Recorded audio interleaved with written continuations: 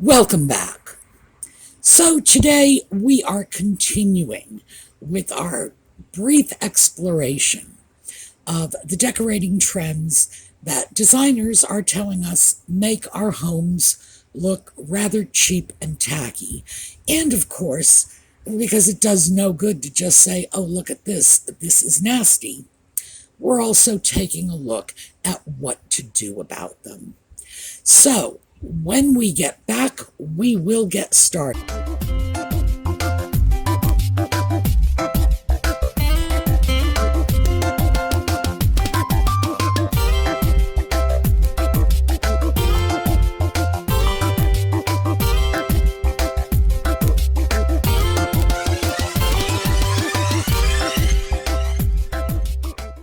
So, in case the photo didn't give it away, we are starting off with builder basic lighting. Now, what we are looking at is a builder basic chandelier. This one is in an oiled bronze finish, which is why it has that rather matte brownish look. But you may be more familiar with it like this. And this is the brass version of that same chandelier. Now, this chandelier was over every dining table in every newly built house in the 1980s and 1990s. You still see this in a lot of modern tract housing.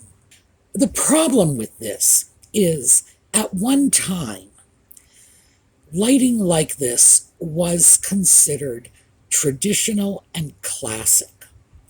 This chandelier, in effect, replicates a design from the 18th century when they would have had candles instead of lights. It is a very, very classic Georgian chandelier. If you go into historic homes from the American colonial period, you are going to see pieces like this. They will be the real McCoy, of course. But when this came back into vogue in the 1980s, the problem is it was just overdone. They were everywhere. It was the builder basic chandelier.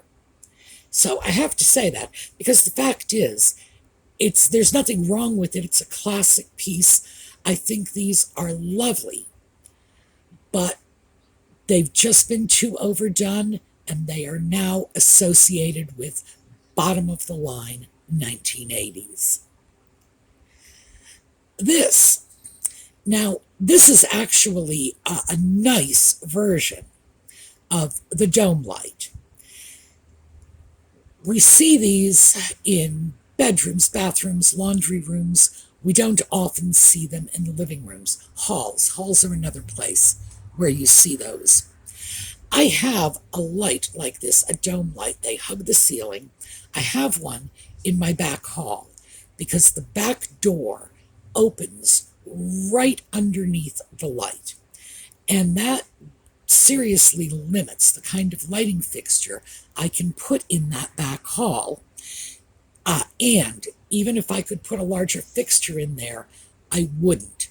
Because with the back door opening right underneath that light, what that means is anybody walking into the back door is coming right underneath that light. And that's no big deal for me. I'm 5.5 feet tall, but you get a 6.5 foot tall guy, and that's going to be a major problem. So I want to make that clear. These are lights that have their uses, and this one in particular is a nice one. But the designers are not crazy about these builder lights.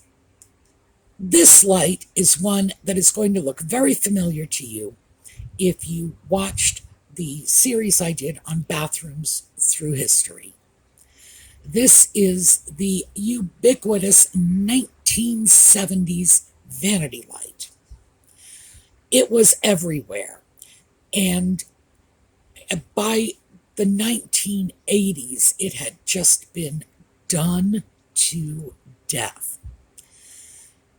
It was novel and useful. Remember, it came out in the 1970s, and prior to that time, bathroom lighting was really not very good. It was pretty, frankly. I mean, you have to go a long way to find lighting fixtures that are better than some of those mid-century modern flying saucer fixtures or the beautiful Art Deco fixtures of the 20s and 30s.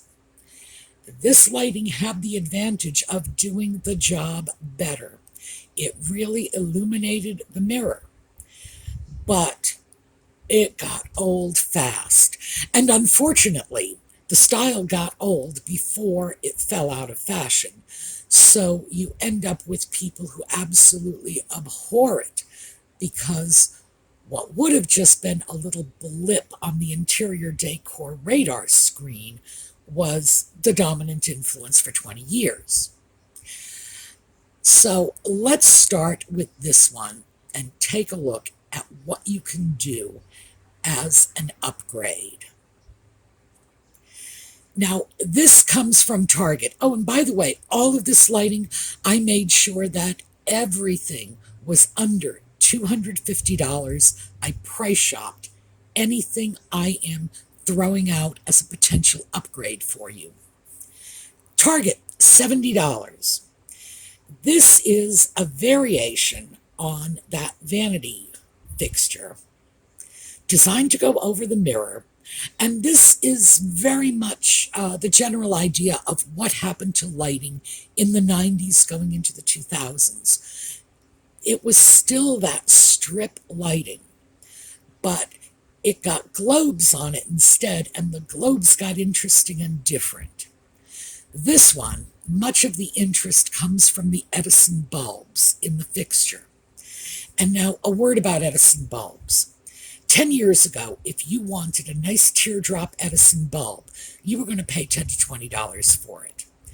Times have changed. The technology has improved. Those bulbs are now competitively priced with your basic GE incandescent bulb.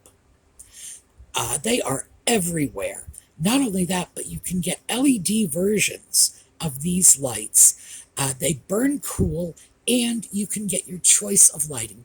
You can get the warm yellow tones or the cool blue tones. So, terrific. Also, while we are here, let's take a look quickly at the color palette we're looking at. Right now, the silvers and pewters are hot. It used to be brass, not anymore. Now we've moved over to the silvers and pewters, and the new hot color that's coming in for fixtures like this is black. So, this very nice, very inexpensive, wonderful upgrade to that strip of marquee-style vanity light bulbs. Here is another one. Obviously, I like this. It has a steampunk look to it, so you gotta know they sold me. The bare bulb, and these are elongated Edison bulbs. So in this fixture, everything is about the bulbs. Another Target find, again, $70. Very, very easy and inexpensive as an upgrade. It can offer you a big bang for a small buck. So now let's take a look at alternatives to that plain Jane Georgian chandelier builder special. This one is interesting. In some ways, this reminds me of some of the old Victorian outdoor light fixtures. If you go to major municipal buildings, and by that, I'm talking the White House, you see huge lighting fixtures very much on this style. So that tells you the basic style's been with us for a long time, and it has been considered elegant for a long time. This one, I believe, is Home Depot, but it might have been Lowe's. Again, under $250. This one, Now, I'm going to show you a lot of these, and the reason for that is this is the new chandelier style that is coming in right now. This is the current trend. This is brass, but as you will see, they are in brass mixed with bronze, and for a basically relatively simple style, it's very versatile, and that's what we're going to take a look at. So here is that same style. We've got brass, we've got the brown, the darker brown from the oiled bronze, and it's being displayed here in a very high-end, paneled, classical sort of very la-la setting. And it looks very comfortable here. This one, on the other hand, virtually identical, and it's being shown in what I would call a rustic or American country setting. Notice the variegated milk paint on the china cabinet in the background, the open beams on the ceiling. Yeah, it's just as comfortable here as it was in that gorgeous white paneled room. And here, again, same basic style. And this is in a more traditional setting. We can't see the furniture, but what we can see are the windows and the shelves, and yes, more traditional. Somewhere in between the high-toned, white-paneled room we saw first and the more casual, rustic American country room we saw next. So this is the style to keep your eye on, because this is the one that is becoming the rage at this moment. Now, in 5 years, this is probably going to be considered passé and a trend. However, given how little these fixtures cost, and believe me, it's not much, you can easily go out, spend $250 on a chandelier like this, and then replace it in 5 years, because you have had a gorgeous, versatile, and stylish lighting fixture for $50 a year. And sometimes I think that's the way to evaluate the value of a trendy project. I should also say that I believe 10-15 years from now, this particular light fixture is going to be considered emblematic of the 2020s decade. But for the time being, we might as well enjoy it. Now, here's something different in terms of ceiling fixtures. I wanted to throw this in because a lot of people have basic builder ceiling fans. That's something you can deal with relatively easily. This is just, I find it an interesting style. Rather looks like somebody snapped the nose off a 1940s airplane. You can get ceiling fans that look like they were pulled from the set of Casablanca. You can get ceiling fans, well, like this one. Looks like it was pulled from the front of a plane. You're not stuck with your Builder Basic ceiling fan. Right now, Builder Basic ceiling is white. In the 1980s and 90s, it was oak, sometimes with inset panels of caning. Yes, those have a dated look. There's no reason not to do a simple upgrade on your ceiling fan, because if you can change a regular dome bathroom fixture, you can change a ceiling fan. There are no more skills necessary than changing any other light. It just takes a little more time. Now, this is a ceiling light that I wanted to show you because this too is the incoming trend. Now, what we have here, in terms of the room, what we have is what looks like a Danish modern dining set. But notice the green milk painted French doors in the background with floral wreaths. Well, it's greenery wreaths on them. We have Danish modern right up against that rustic American country look. And frankly, the light seems just as comfortable with both of them. This is another super easy upgrade you can do. All this is a light fixture, a bulb, basically suspended from a cord with a shade on it. And if that shade doesn't grab you, and frankly, it doesn't grab me, take a look at this. $70 for this. I found this on eBay. There is a seller on eBay who will create 1950s style fiberglass light shades, and these are custom orders, so you can choose your pattern or color. And if you don't want someone else to have all the fun, here you go. This also is from eBay, but this is a kit. Again, $70 for the two-tiered shade, and you can just match your own colors. So yes, you can have a really spectacular hanging light simply by using a bulb on a cord. And now we are going to get into yet another of the decorators' don'ts list. And this is theme decorating. Now, the decorators have been savage about this. They really have. And you know I love savage. What they're saying is theme decorating is fine when you're decorating a child's bedroom, but for adults, thanks but no thanks. Get away from the all-encompassing theme and stick with a style instead. Now, this theme is Americana, I am assuming, although quite frankly, it might be bulldogs. There is at least one major problem with this that I want to point out before I get wrapped up in any style issues. The chair on the right has what appears to be an American flag draped over it. Please never do that in your home.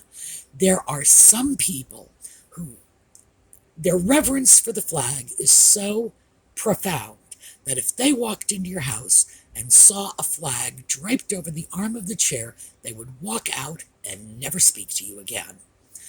That is truly offensive to some people.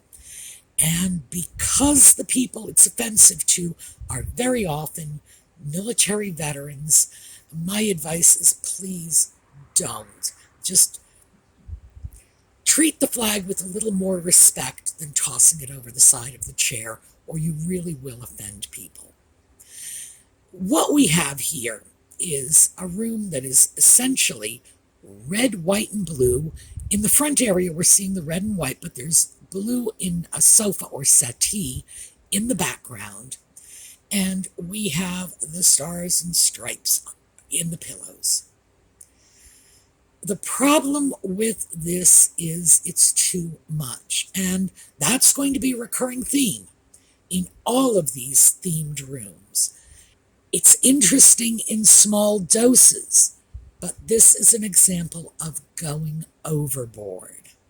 Here is another one. I have no idea what this theme is. There is a giant swordfish on the wall. There are clocks everywhere you look, and we have a very matched selection of furniture. 2 matching sofas opposite each other, 2 matching chairs side by side. This is just, boy, this is an example of taking something and running with it, but just running in the wrong direction. This, by the way, may be the same theme. It's a little better, but it's this one is sort of a nautical theme. This was from a beach house. And the problem with this is the British have an expression for it. We don't. And the British would say this is too twee, which basically means way too cutesy. Thank you very much. Tone it back a little. To my mind, it rather looks like an 8-year-old's playhouse. There's something decidedly juvenile in this decorating scheme to me. I do think that nothing but blue and white, because our accents here, which are red, are only in terms of the small, non-permanent items on the coffee table. It's just uninteresting. So we go from too dull to, oh my goodness. This is a tropical theme. I'm sure you didn't need me to tell you that, because if this didn't scream tropics to you as it was, they've got two mirrored screens to reflect the tropical decor back on you again. Wonderful example of overkill. As is this one. This is absolutely overkill. Yes, theme is tropical. I'm not even sure what's going on in this room. There are two green and red things that I am assuming are ottomans, but I have to say, it sort of looks like a squash holding a pincushion. Don't know what to make of that. And of course, as a practical consideration, I should mention that a couple of books on your coffee table can be interesting, but when your coffee table starts to look like an annex of the local public library, you've gone overboard. I'm not sure what the function of this coffee table is, but I'm pretty sure if you actually attempted to set a cup of coffee on it, you'd be hard-pressed to find a spot. Now, this one is an Asian-themed room. Chinese, to be specific. The furniture is all Chinese style in this room, with the exception of the coffee table, which seems to be just a sort of generic Western modern piece. Once again, way too much. And, you all know how much I love Asian art and Asian decor on any level, from the porcelain right up to the gorgeous paintings. No, this is just too much. And I have to say that the physical comfort of someone in this room really leaves me scratching my head, because not a single piece of furniture is upholstered. All of the furniture, including that long bench sofa in the back, all of it is plain wood, no padding, no upholstery. The bench in the back has some throw pillows, but that's it. So the physical discomfort people must be experiencing in this room is probably second only to the emotional discomfort people would experience in a room that is just a little too Chinese.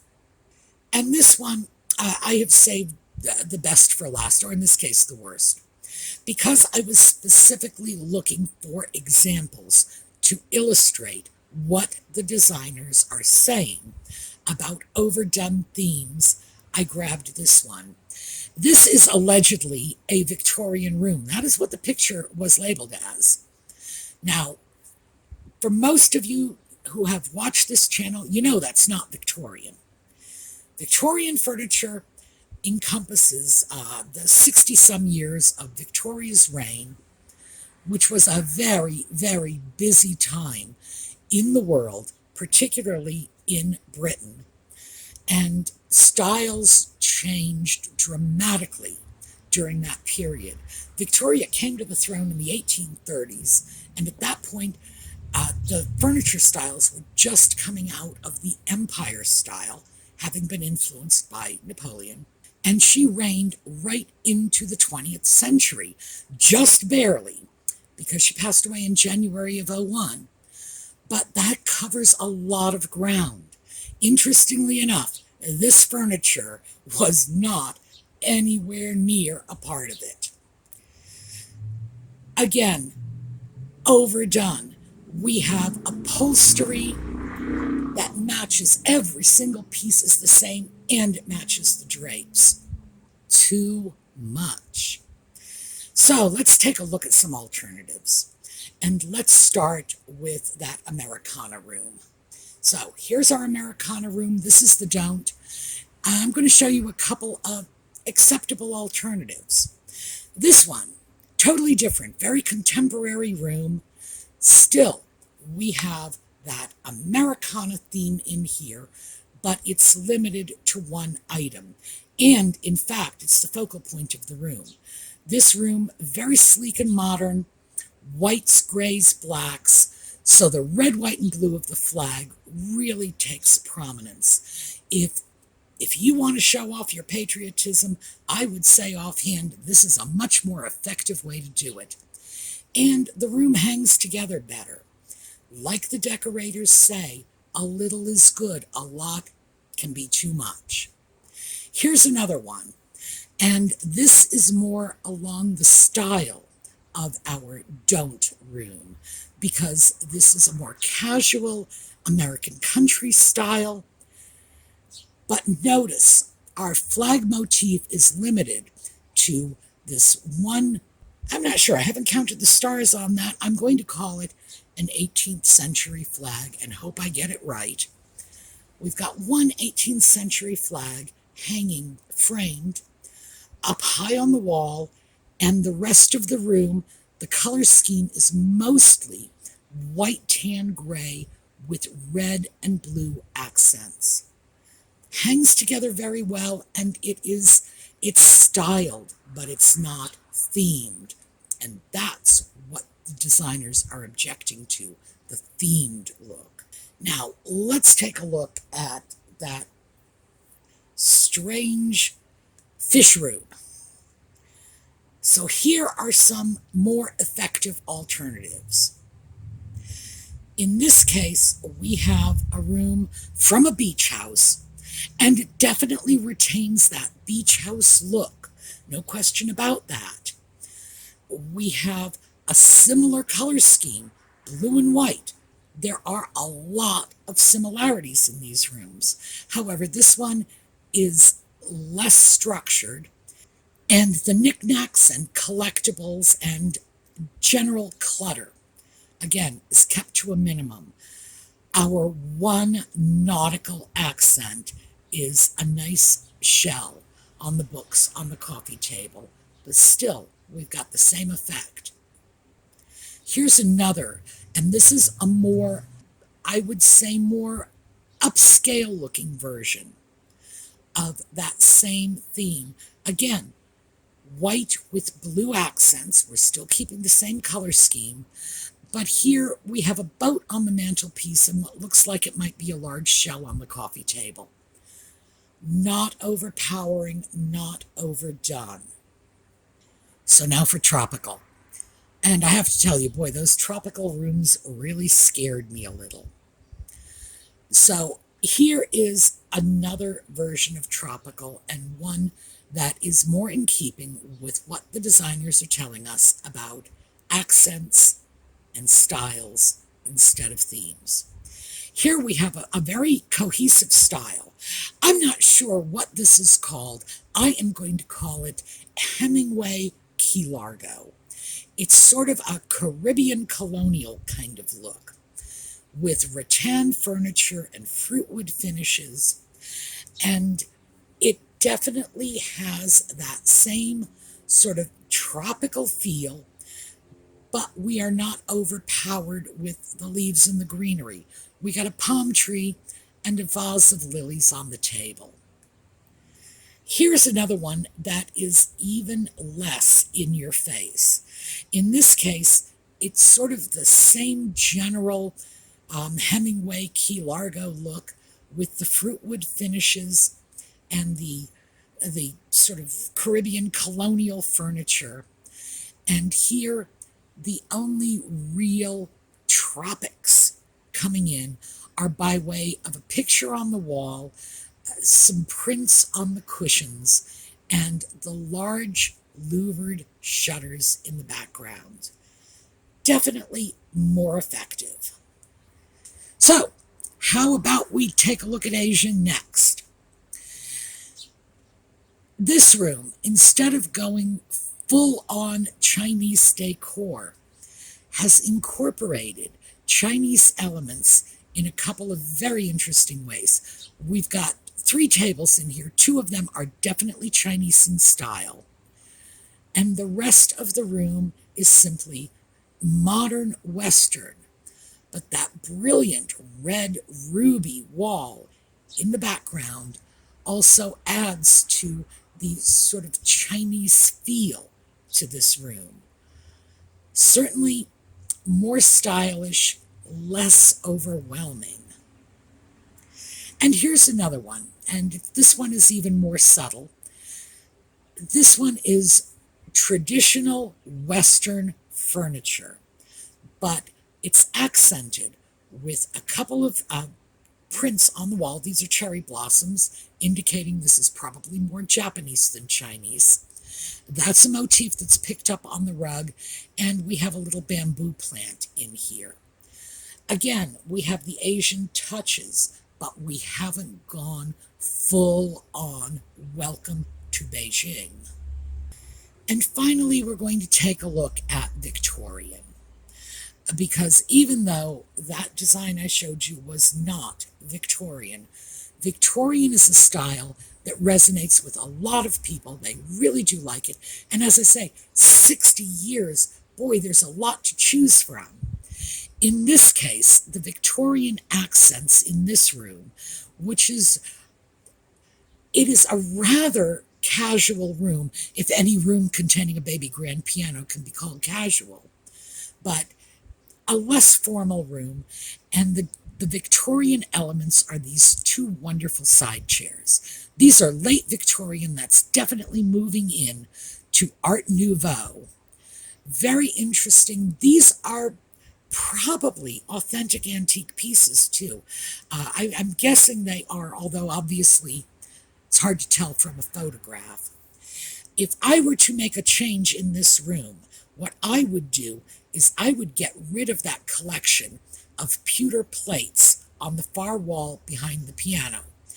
They all look very much the same to me. I don't know, maybe if you got up close they would look different.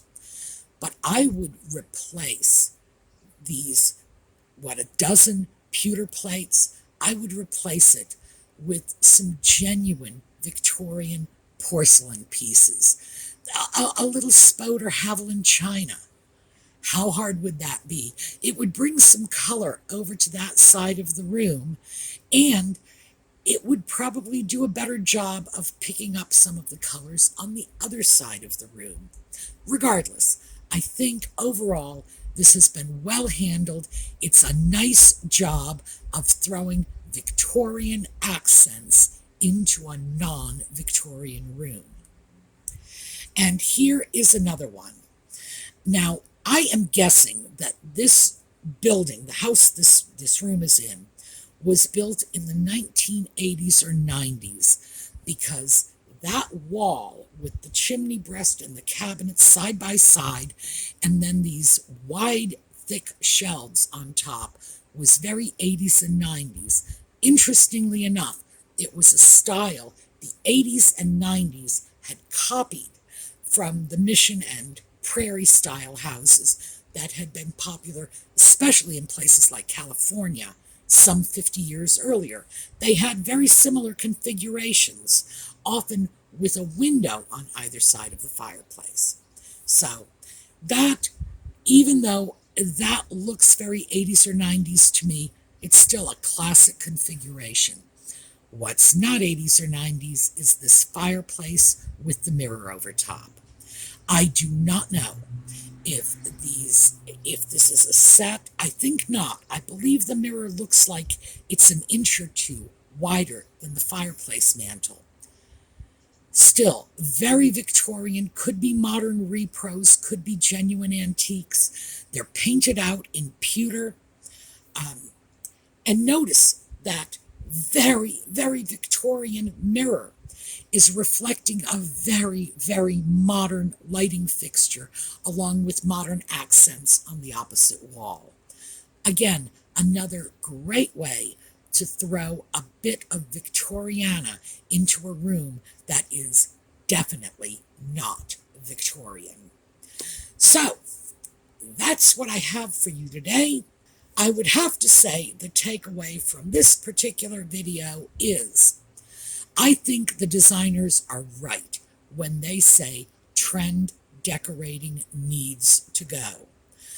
I also think that it can be very, very effective to throw a few pieces of one highly identifiable and specific style into a room, especially if that's a style you love. So, for those of you who stay with me for the Just Chatting videos, it will be coming up at 8 o'clock Eastern Time tonight. And for those of you who are just around for the thrifting videos, I will see you all next weekend. Meanwhile, have a terrific day, and we are going to get to our slideshow now.